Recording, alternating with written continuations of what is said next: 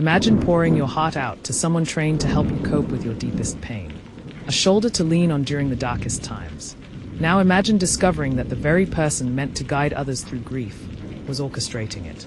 Not just witnessing sorrow, but creating it. This is the chilling story of Malcolm Reeves, the trusted grief counselor who became the architect of death. Welcome to True Crime Hub. Hit that subscribe button and buckle up, because today's story dives into a horrifying web of deception, manipulation, and cold-blooded murder, committed by the one person people turn to for healing. Malcolm Reeves was beloved in his community. Polished, articulate, empathetic. He worked as a grief counselor in a quiet Ohio suburb, counseling families, teens, and trauma victims. With a soft voice and attentive demeanor, he became known as the man who helped people find peace after tragedy. What no one knew was that Malcolm had a taste for control. His own past was soaked in unresolved pain. A father who abandoned him, a mother who died by suicide when he was 12. Malcolm never truly recovered. He learned early that vulnerability gave him power. He used his pain like a scalpel to cut deep into others. By 2021, Malcolm was a fixture in the grief counseling circuit. He offered free workshops, spoke at high schools, trained junior counselors, and worked under the nonprofit banner of Healing Horizons. His patient list grew quickly. So did his influence. Everyone admired him, especially his clients. He listened. He didn't just nod like most therapists. He leaned in. He remembered their names, their pain, their details. He wrote them handwritten notes. Followed up on anniversaries. He made people feel seen. That's what made him so dangerous. It started with quiet suspicions. Nothing big. Just a few counselors who noticed that Malcolm spent an unusually long time with certain patients, especially those in severe emotional distress. Some survivors of suicide victims. Widows. Grieving parents. But grief is personal, unpredictable, and often messy. No one questioned a man who gave so much. But if someone had looked closer, really looked, they would have seen a pattern forming. A pattern Malcolm was carefully curating. He was always there just after the worst had happened. Always first to offer his services. Sometimes before the family had even arranged a funeral. He said it was compassion. Others called it initiative. But it wasn't either. It was opportunity. Malcolm didn't want to ease suffering. He wanted to be near it. Feed on it. Shape it. And, as we would learn, create it. One of his early clients was a high schooler named Jared Dempsey, who had lost his older brother to a fentanyl overdose. Malcolm met with Jared weekly for months. But 2 days after their final session, Jared was found dead in his bathtub. The coroner ruled it an accident, a mix of alcohol and sedatives. Malcolm attended the funeral, sat next to Jared's mother, held her hand, whispered that Jared was finally at peace. No one knew Malcolm had slipped Jared those sedatives himself, that he watched Jared fade away, claiming it was mercy. That was his justification, mercy. He believed the world was full of broken people who didn't really want to live, and that he could help them finish what pain had started. But only if they trusted him first. And that's why his victims always let him in. Malcolm never broke into homes, never used force. He waited to be invited, to be trusted, to be needed. Only then would he strike. In the summer of 2022, a strange unease crept into the town of Fairbridge. Though nobody spoke it aloud, a feeling spread. Too many tragedies, too close together, all surrounding the same man. First was Jared. Then came Celia Martin, a 34-year-old mother of two grieving the sudden death of her husband. Celia had been attending grief group sessions led by Malcolm. A friend described her as fragile but improving. But just 1 month after her final session, she was found dead beneath her third-story balcony. Official cause, suicide. Next was Thomas Ellis, a 48-year-old father devastated by the loss of his teenage daughter in a drowning incident. He began private grief counseling with Malcolm. 6 weeks later, he was found in his car, engine running in a closed garage. Another suicide, they said. Then came the teenage girl, Melissa Tran, who had lost her best friend in a hit-and-run. She joined one of Malcolm's youth grief support groups. Barely 2 months later, Melissa drove her car off a rural bridge at 2 a.m. No drugs, no alcohol, just darkness and unanswered questions. Each time, Malcolm appeared compassionate. He spoke at funerals, organized memorial fundraisers, hugged grieving families. Nobody ever questioned his sincerity. He was grief's ambassador, trusted, calming, constant. But something didn't sit right with Detective Rachel Lane. Rachel had been working at the local precinct for over a decade. A sharp mind, unafraid to follow intuition. She wasn't assigned to any of the deaths. They were all ruled suicides or accidents. But when she saw Malcolm Reeves' name in 3 separate case notes, something clicked. She started pulling files. She noted the timelines, the frequency, the emotional state of each victim. And she found something chilling. Every victim had been making progress in their grief journey before they died. Therapists reported improvement. Friends described them as getting better. So why did they all die so suddenly? Rachel requested access to Malcolm's background. What she found was oddly spotless. Too spotless.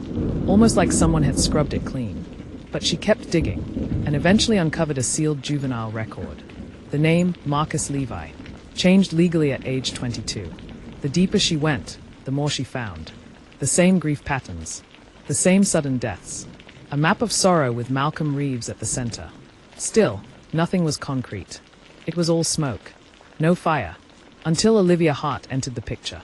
Olivia Hart wasn't supposed to survive. At least, not according to Malcolm's plan. She was 26, quiet, artistic. Her older brother Liam had died in a motorcycle crash, and Olivia had spiraled into a deep depression.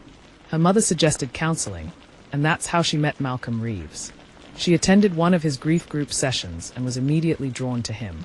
He was calm, warm, the only person who didn't recoil at the weight of her sorrow. In private sessions, Malcolm zeroed in on her trauma, listening with what felt like genuine empathy. Olivia later said, "He didn't just hear me. He mirrored me, like he was me." But by their 3rd private session, she noticed odd things. He gave her chamomile tea each time, but it always made her feel dizzy. He touched her shoulder more often, longer than necessary. He started using phrases like, "Some people live too long in their pain," and "letting go isn't the same as giving up." One night, after a particularly emotional session, Malcolm offered to drive Olivia home. She agreed. He helped her into her apartment and made her tea. That's the last thing she remembered. She woke up hours later on her bathroom floor, a gash on her forehead and her front door locked from the inside. Malcolm was gone. Paramedics said she must have fainted. But Olivia knew something was wrong. Her instincts screamed it. So she filed a report. The officer who took her statement noted her distress but didn't think there was enough evidence to act. However, her case was assigned to none other than Detective Rachel Lane. Rachel met Olivia in person, and what she saw chilled her. Olivia was lucid, scared, and sure. She wasn't just traumatized. She was convinced she had narrowly escaped something much worse. Rachel asked Olivia if she'd be willing to wear a wire during one last session. Olivia hesitated, but she agreed. The final meeting was tense. Malcolm was relaxed, unaware. He prepared tea again. Olivia didn't drink it. Then he began talking. "You've been through so much, Olivia. Most people don't come back from this kind of pain. You ever think about just not feeling it anymore? Letting it all go? Letting go like dying?" Olivia asked, carefully. "Sometimes peace is better than pretending you're okay. I can help you find that peace." It wasn't a confession, but it was close. Rachel took the recording to the DA and was granted a surveillance order. It was time to find out what else Malcolm had been hiding. Detective Rachel Lane wasted no time. Armed with the audio evidence and the DA's approval, she obtained a warrant. The raid on Malcolm Reeves' home happened quietly, at dawn, while the town was still asleep. No news vans, no crowd, just silence, sirens, and gloves snapping on. Malcolm's 2-story home was spotless on the surface. Neat, organized, almost sterile. Family photos lined the walls, pictures of Malcolm as a smiling counselor at school events, with patients, with grieving families. But the basement told a different story. Behind a locked steel door, secured with a digital keypad, police discovered a hidden room. It was small, windowless, and temperature-controlled. A single desk, a corkboard, a filing cabinet, and a wooden cabinet padlocked shut.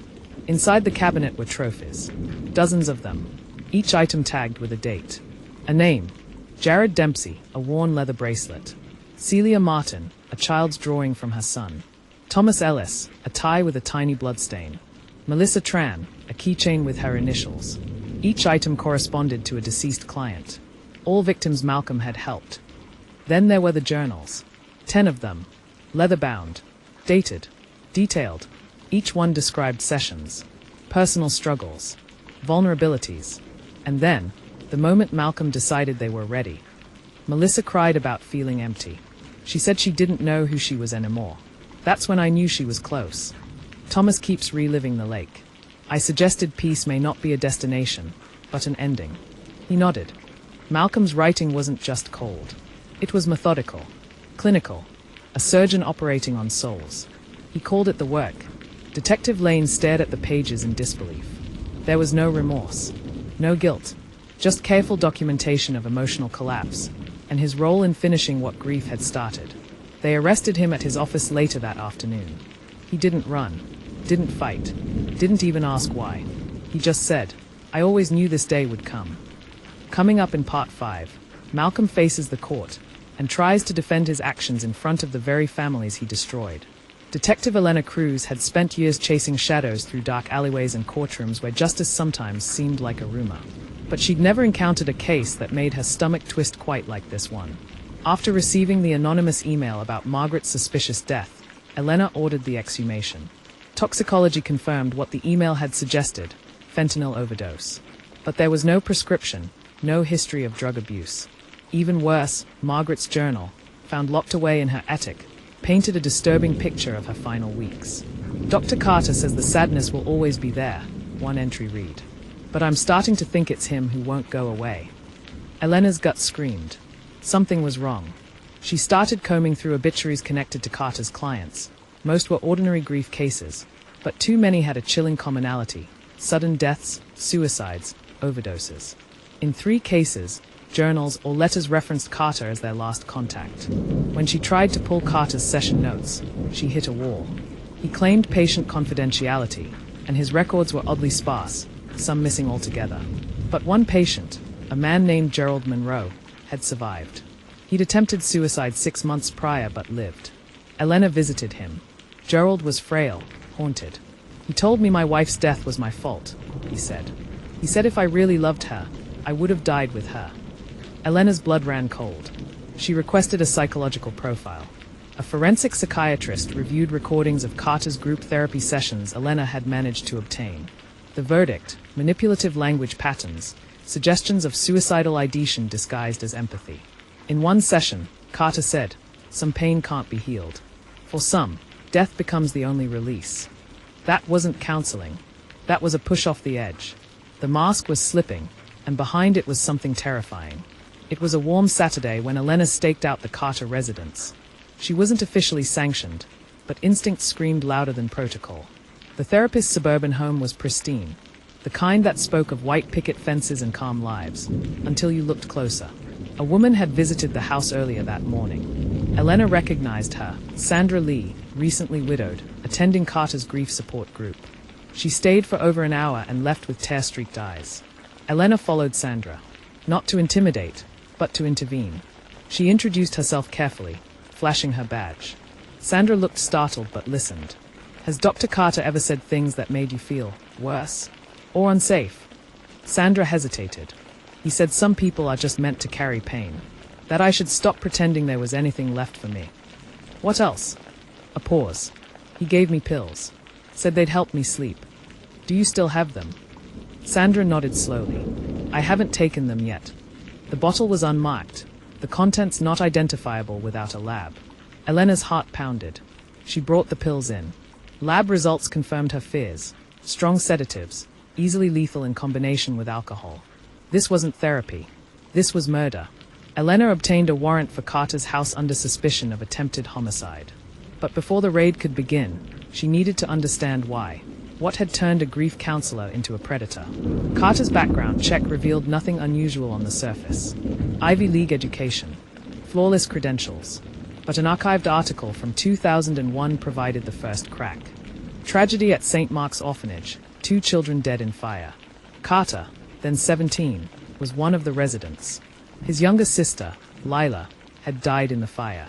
The orphanage blamed faulty wiring. But deeper digging told a different story.